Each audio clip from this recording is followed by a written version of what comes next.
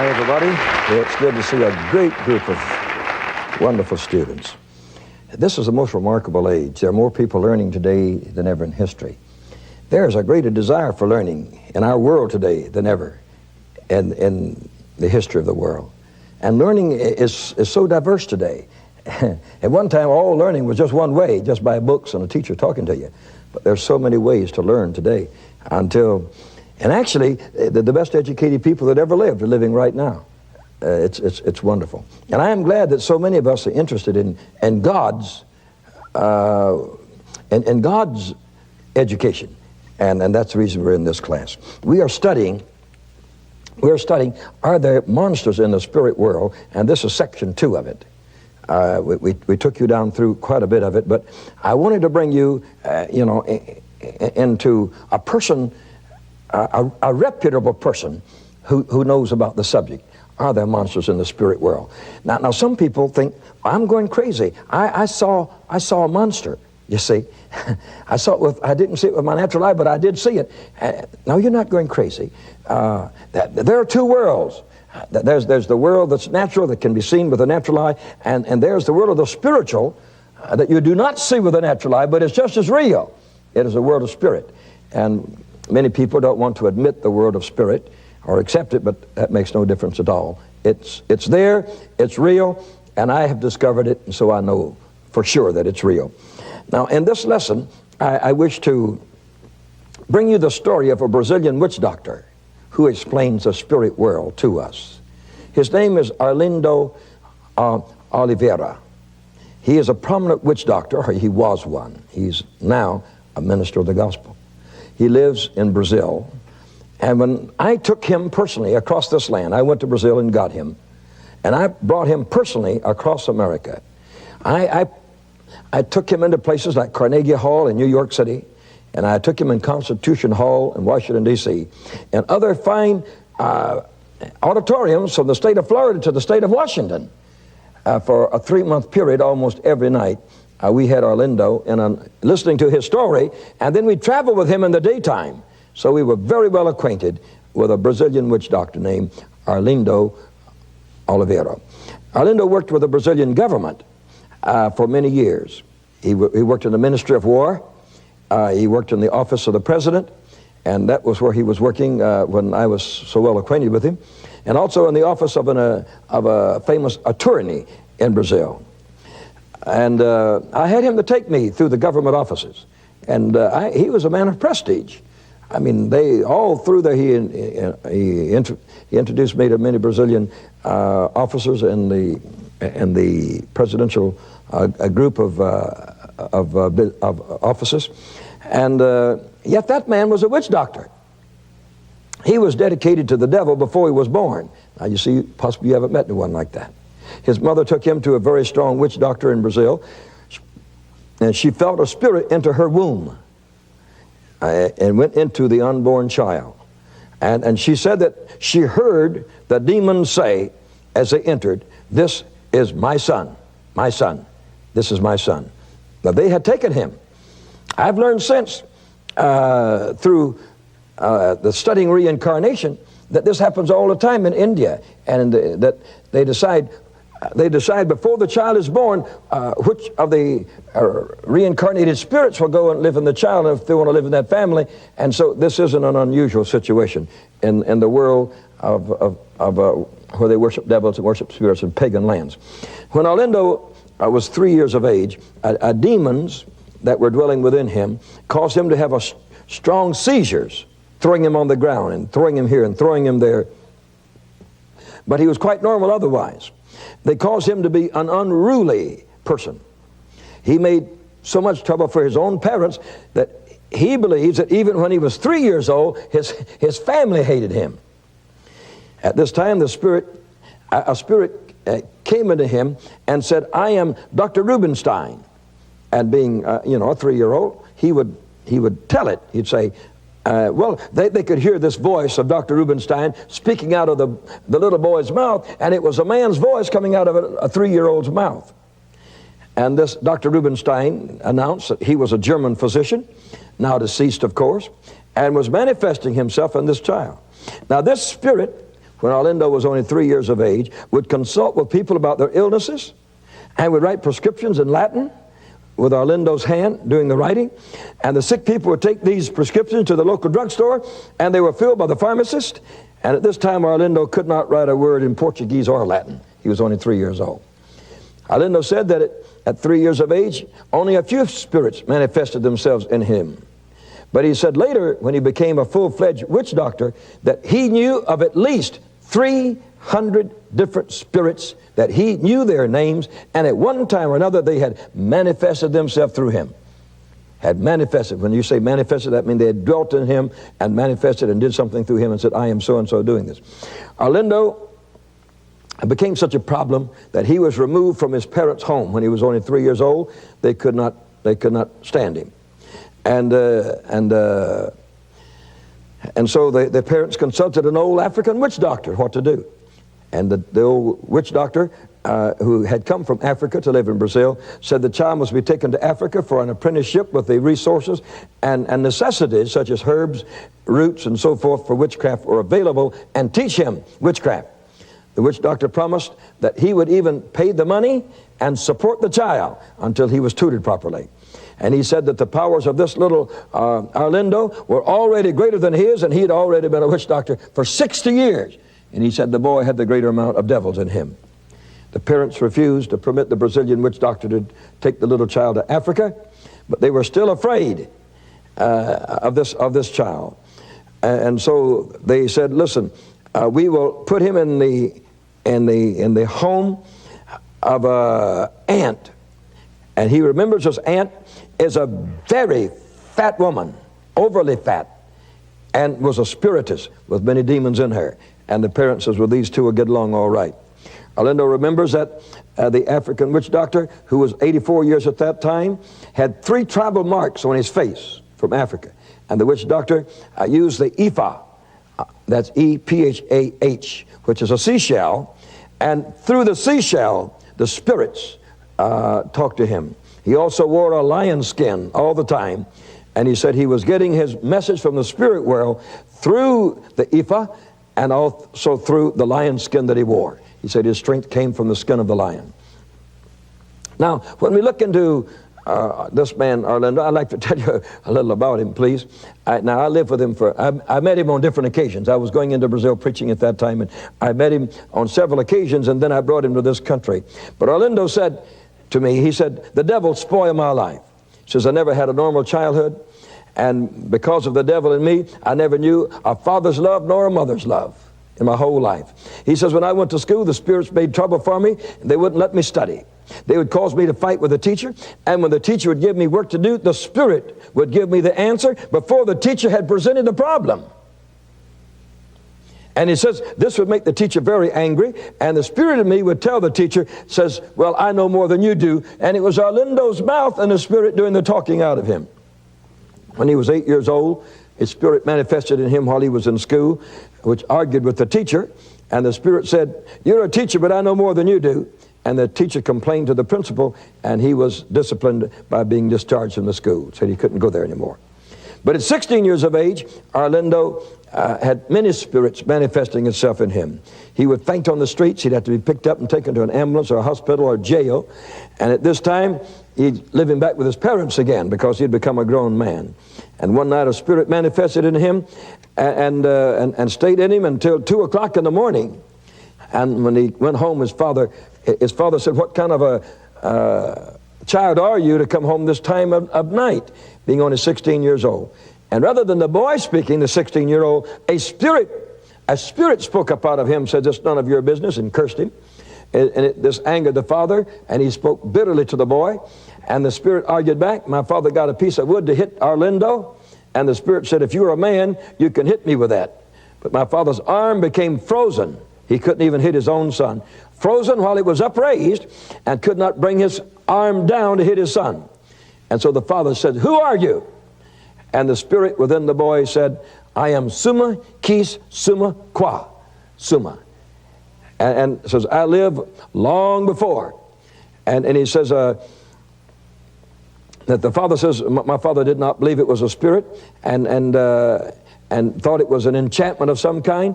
And he says, listen, I know all about you. He says, I put an enchantment upon the woman you married to get her to marry you, and you couldn't have had her without me. He says, I've been around you too. And the father broke down and says, yes, now I believe, and I believe that you're in my son, and it's all right.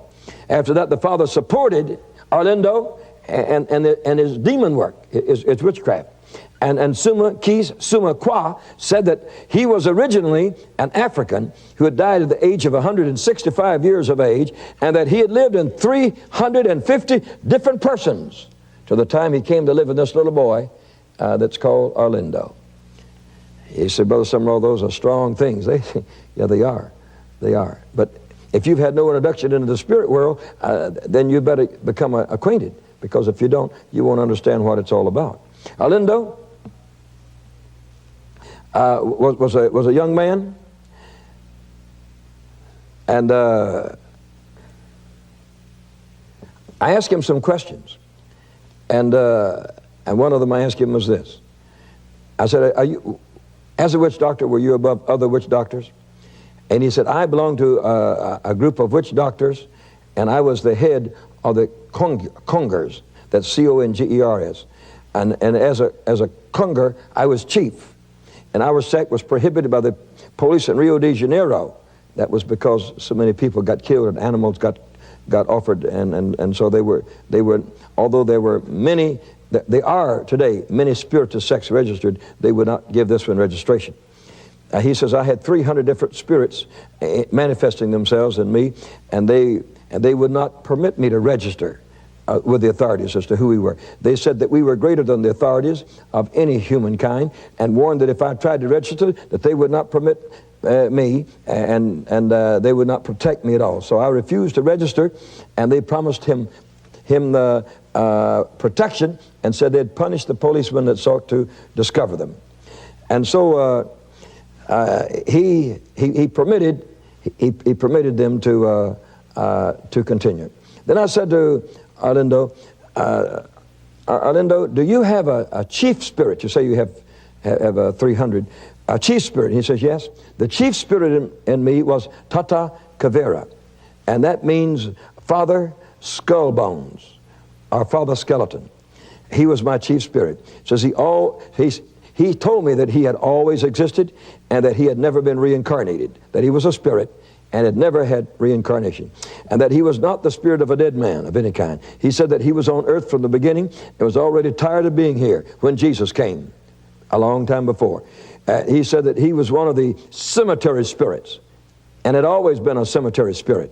And he claimed to have had 7,771 spirits in his legion, that he was over them, that he was a captain over them, that he looked like a large, strong, fine-looking person, wore glasses, hair reddish, wore a business suit. But when he manifested to Arlindo, he looked like a skeleton, always. And he made Arlindo drink rum. And he had to keep rum in his house just for Tata Kavera when he manifested himself. And this spirit always wanted to attend funerals. And Arlindo would always see him at funerals sitting on top of the coffin. Nobody could see him but a spiritist. Arlindo would see him. And so he liked to drink rum, and Arlindo would keep 8 quarts of it ready, so that when he came, he could have all the rum he wanted. It had to go through Arlindo's mouth, and the spirit enjoyed it when it was inside of him. I asked Arlindo which spirits manifested in him most often, and he began to name them off. He said, Ochala, Ocham, Obum, Oxfam, Oxy, Abelimut. And I said, well, who are they? Oh, he said, Oxala is the head of all spirits. We call him the Father. He says, Okchum is the Virgin Mary that we all like to worship. Obum is known as St. George. Oxafan is the Holy Spirit that you call the Holy Spirit. And he says, Ochasi, that's O-X-A-C-I, is St. Sebastian. And he says, Abaliut is St. Lazarus. He is king of the cemeteries. When he manifested, he would twist my body so terribly that my assistants would have to pour oil on my limbs and work them to straighten them out from the contorted joints that he would make me. And he said, when Abalut would come, he would make him eat food or meat left in the sun until it was rotten. And I had to wash down the rotten food with olive oil. And he says, I could do it when Abalut was manifesting himself to me. I asked Arlindo, I said, well, now, Arlindo, is there a king of devils? He said, yes, there is a king of demons, and all witchcraft sects consider Oxala. Now, that was the first one I met, and that's spelled O-X-A-L-A, and it's pronounced Ochala, and he is the head of all spirits. And he said, but his African name for Oxala is equal to the claim that Jesus Christ has, he says, in this world in which we live. Arlindo said he had one spirit that was named a crazy captain, a captain insane. And he says he is actually an intellectual spirit. And he says the different spirits had different powers of intellectualism. He said this spirit speaks Portuguese through his lips, Spanish, French, English, German, through his lips. He discusses science, engineering, law through my lips. He can reveal secrets of international events and politics. Now, this often happened to this man. Even in the president's palace, he would go into a coma and tell them what was happening in certain capitals of the world. When he manifests, I lie down on a bed and go into a trance. Then he consults politicians and military and legal people, and he would say, attention, there's a cabinet meeting being held in the White House in Washington, D.C. right now, and the next day the news of this meeting will be carried in the newspapers. He said, we knew it was true because the newspaper supported them the next day in exactly what I told them was taking place. And I said, Arlindo, do you know the demons you personally knew? I mean, did you know all their names? And he said, yes. Number one, all demons do have names. He says, there are no anonymous demons, none. He says, I've had manifested in me at one time or another a minimum of 300 spirits that have given me their names. And some of the spirits were leaders. They were group leaders. They were commanders over legions. And for example, as I told you about Tata Kavera, which is Father Skullbones, Father Skeleton, he had 7,771 of these just following him. And another spirit was a feminine type spirit, and she was called Imarja, the queen of the sea, and many millions follow her. I have personally seen thousands of demons at a time rising like a cloud of birds, Arlindo said. And from what I have learned, there are millions of demons in the spirit world. Many claim to be dead spirits, dead saints, and the same as the images of the Roman Catholic Church. Almost every image in the Roman Catholic Church, they have a spirit that identifies with that. Perhaps I can tell you how many demons there are if you will tell me how many ants there are in all the ant hills of the world. There are literally millions and millions of them. There are clouds of evil spirits. This is a man that was for 40 years a witch doctor. He said, I had one demon in me that said he had 10,000 in his legion, that he was the captain of them. His name was Axto Boroka Jimbo. Most of these came out of Africa, you see. About a third of Brazil are black people from Africa, and they brought their religions over with them and continued to perform in these religions. I said, Arlindo, where did all these demons come from that possess the people in Brazil today? He says the demons claim to come from different places. Says one that was in me claimed to come from Canada and said he was an Indian spirit. And I had him within me. He says most of them that I knew came from Africa. So that was the place where most of them came from, because that's where more worship had come from. Some claimed they came from India, and one even claimed that he came from the moon. He says another told me that he had originated in the sun. But he says I found out that they were liars, and you couldn't tell where they were from whatsoever. So I asked Arlindo, I said, did any of the spirits which manifested in you, did they look like animals? He said, yes. Tata Veludo, which is Father Velvet, he looks like an ape. He's very dark and he's very hairy. And says he talked like an ape. And said, when he was with me, he says he talked coarse and harsh. He said, when he was with me, I made him to be my guard. And if the police or anyone was getting close to me, he would whistle, and I would know what to do from that point. I said, Arlindo, do you love the demon spirits? And do they love you? Now, this was a key question that I asked him. He says, no, I actually hated most of them because they didn't treat me nice. And says, these devils always called me their apparatus, that I was their apparatus. And I was being used like a tool or a machine. And that some of the devils called me their donkey, says I was their donkey. They have no respect for their mediums, such as I was, as human beings, but often speak contemptuously of us, like a piece of machinery. Says the term apparatus is like you talk about a radio or a sender of messages or a receiver. Says you're just an apparatus, and that's all they consider you.